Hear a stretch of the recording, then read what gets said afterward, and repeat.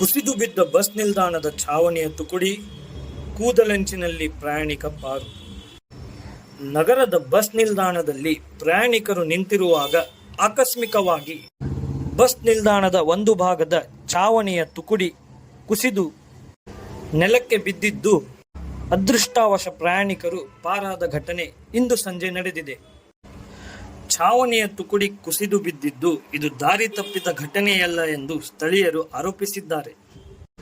ಈ ಹಿಂದೆಯೂ ಕೂಡ ಅನೇಕ ಬಾರಿ ಬಸ್ ನಿಲ್ದಾಣದ ಹಲವು ಭಾಗದಲ್ಲಿ ಛಾವಣಿ ಕುಸಿದು ಬಿದ್ದಿದ್ದರೂ ಅಧಿಕಾರಿಗಳು ಮಾತ್ರ ದುರಸ್ತಿ ಮಾಡದೆ ನಿರ್ಲಕ್ಷ್ಯ ತೋರುತ್ತಿದ್ದಾರೆ.